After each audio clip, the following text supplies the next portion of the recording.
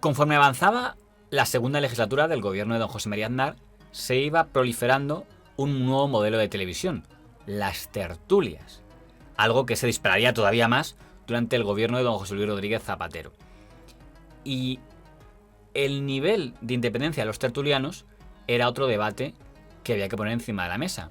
Cuando un periodista del diario El Mundo o del diario El País iba a una tertulia, ¿está hablando en su nombre propio o está hablando como representante del medio de comunicación por el que se le llamaba?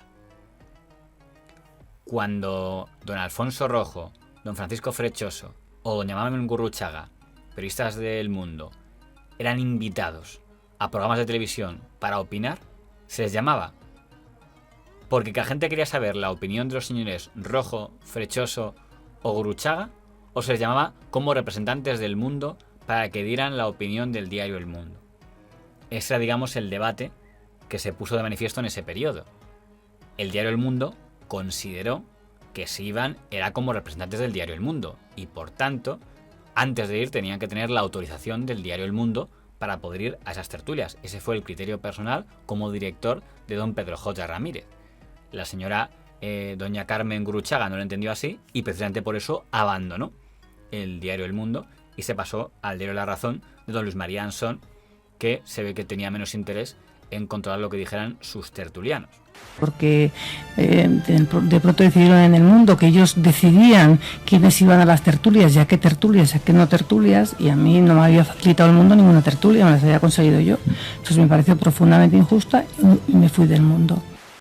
Yo siempre he entendido que cuando un profesional tiene una relación de dedicación exclusiva y cobra por esa dedicación exclusiva de un medio de comunicación, cualquier excepción a esa dedicación exclusiva tiene que ser fruto de un acuerdo, de una autorización expresa, y que esa autorización tiene que darse en función del interés del medio que tiene contratado a esa persona en régimen de dedicación exclusiva. Sus colaboraciones en otros medios tendrían que ser fruto del acuerdo y de la autorización del director o de la empresa editora del medio. El señor Frechoso se quedó y fue el que desactivó la Caja de los Truenos. ¿Cuándo se produjo la Caja de los Truenos? Durante la huelga general del año 2002, porque al producirse aquella huelga general, el periódico El Mundo de don Pedro J. Ramírez y Unidad Editorial entendieron que sus periodistas no debían hacer huelga y debían trabajar. Pero en cambio, el señor Frechoso entendía que los empleados del Mundo tenían el derecho a posicionarse a favor de la huelga y por tanto a no ir a trabajar. Y el día en que se produjo la huelga, el señor Frechoso estaba como tertuliano en Telecinco y públicamente declaró no solo que estaba a favor de la huelga, sino que se sentía avergonzado de que su empresa, Unidad Editorial, hubiera intentado sacar una edición del periódico el día de la huelga. Eso provocó el despido del señor Frechoso al frente del diario El Mundo y provocó que Frechoso entonces denunciara que había sido censurado y llevara a los tribunales a don Pedro J. Ramírez. En esta ocasión hay que decir que la demanda resultó favorable al señor Frechoso y consiguió que hasta el Tribunal Constitucional, porque el pleito llegó hasta el Tribunal Constitucional, condenara a don Pedro J. Ramírez por haber violado la libertad de expresión del señor Frechoso. Época en la que el mundo ya entra en una fase de alineamiento descarado con la derecha. La historia es que hay una huelga general, que yo apoyo la huelga general en la redacción, dentro de la propia redacción, de forma muy activa. El día de la propia huelga general, formando parte de un piquete informativo en la puerta del Mundo, y coincide que al día siguiente pues yo tengo que ir a la mirada crítica, ¿no? Bueno, yo pertenezco al Mundo y el Mundo fue la punta de lanza en el empeño por parte de su dirección de sacar el periódico. Hoy se sigue desinformando en el periódico sobre la incidencia que tuvo la huelga en la redacción. Que además han recibido denuncias por parte de los sindicatos de que el diario El Mundo salió en furgones de la policía. 2 furgonetas de la policía fueron a la rotativa del diario El Mundo, donde cargaron ejemplares de la edición y los trasladaron a un sitio seguro desde donde se distribuyó. Como trabajador del Mundo no puedo por menos que decir que me siento avergonzado de que el periódico en el que trabajo haya tenido que salir en furgones de la policía. Siento vergüenza, una vergüenza que no me ha abandonado ni siquiera hoy, cuando lo recuerdo, de que el periódico tuviera que salir de la rotativa en furgones de la policía a sus puntos de distribución. En el caso del señor Frechoso, se le prohibió volver a acudir a ninguna tertulia televisiva. Don Francisco Frechoso demandó al señor Ramírez y a Unidad Editorial acusándoles de censura, y en junio de 2003 la empresa fue condenada a indemnizar al señor Frechoso con 11.900 euros, la cantidad que, en opinión de los tribunales, había perdido el señor Frechoso al dejar de acudir a las tertulias. No deja de ser curiosa la forma en la que el diario El Mundo informó de aquella sentencia. Valís y abanderado de todas esas acusaciones el director del periódico El Mundo. Pero es que el director del periódico El Mundo ha sido condenado recientemente, aunque ningún medio, excepto Periodista Digital y algunos otros, por vulneración de los derechos fundamentales de un redactor jefe y fundador de su periódico. O sea, estamos comparando una multa de tráfico, una sanción administrativa, contra la vulneración de los derechos fundamentales a la libertad de expresión de un periodista por medio del director del periódico. Entonces, ese propio director se atreve a decir que ¿qué credibilidad tengo yo? O sea, ¿qué credibilidad puede tener?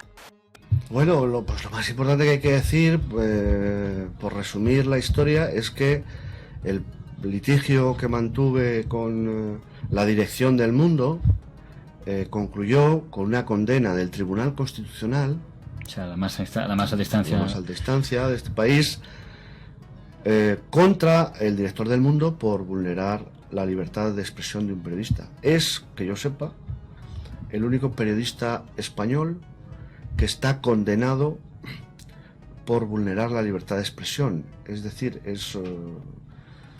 es como si al director de La Paz siguiera director después de haber sido condenado por negligencia médica. Bueno, pues este es el caso de Pedro J. Ramírez.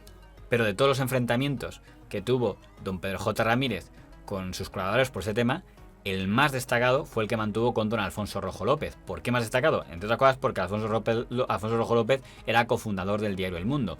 Entre otras cosas porque don Alfonso Rojo López estaba considerado un amigo personal de don Pedro J. Ramírez, que hasta ese momento solo había tenido 2 adjuntos como director del Mundo, don Melchor Miralles y don Alfonso Rojo. Y ahora uno de ellos se separaba de él y con durísimos ataques. Porque Alfonso Rojo, a raíz de la polémica de si podía o no ser tertuliano sin pedir permiso, llegó a escribir una carta donde decía: he dejado de creer en El Mensajero. Sigo creyendo en el mensaje del diario El Mundo, pero ya no creo en El Mensajero. La ruptura de mi relación con El Mundo viene de mi negativa a aceptar que el director tenga derecho a decidir qué, cómo, cuándo y dónde opinan, dicen o expresan sus ideas los miembros de la plantilla. Me duele dejar El Mundo. He vivido con intensidad los últimos 15 años a pesar de tu montaje para callar mi voz. Sigo creyendo en el mensaje. En lo que he dejado de creer es en el mensajero, en cierto tipo de mensajero. Y a partir de ese momento se incorporaría a Periodista Digital, el periódico digital que había fundado su hermano, don David Rojo, y desde el diario Periodista Digital mantendría una campaña casi diaria contra Pedro J. Ramírez que duraría prácticamente hasta el año 2013. Prácticamente hasta que don Pedro J. Ramírez dejó la dirección del diario El Mundo. El que había sido su adjunto se convirtió así en su mayor enemigo. Y en uno de los viajes, me parece que es en el verano del 2004, no recuerdo las fechas, yo noto que la actitud hacia mí ha cambiado. Habla conmigo Antonio Fernández Galiano, que es el presidente ahora, y entonces era un hombre también, es un hombre encantador, y me viene a decir, o me hace llegar como mensaje: mira, pues sería mejor que buscases otra cosa, tú estás en buenas condiciones para hacerlo ahora, pues búscatelas. A mí se me encienden las alarmas y digo: uy, aquí ha pasado algo raro. Entonces, desde ese momento, que creo que es el verano, desde 2004 hasta las Navidades, lo que hago yo es arrastrar los pies y negociar una salida,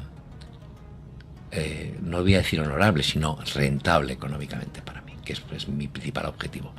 Y durante esos casi 6 meses no publico nada, no me mandan a ningún sitio, no aparezco por el periódico, estamos negociando hasta que salgo. Cuando ya veo que el tema está hecho, pues es cuando hago, que ya me voy, pues hago esa nota en que lo explico.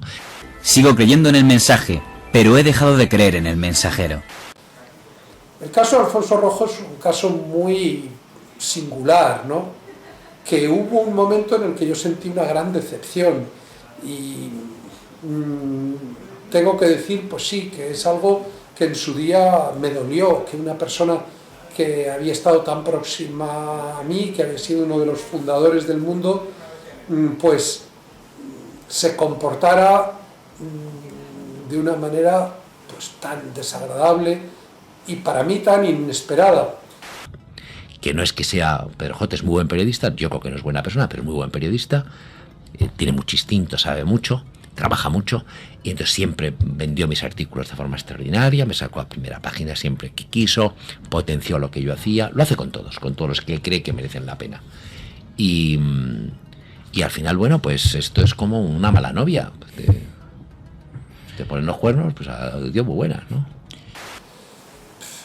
A medida que los ataques se fueron haciendo reiterados y te das cuenta lo difícil que para muchos colegas les resulta el envejecer profesionalmente, el perder el protagonismo, el estrellato que en un determinado momento han podido tener, ¿no?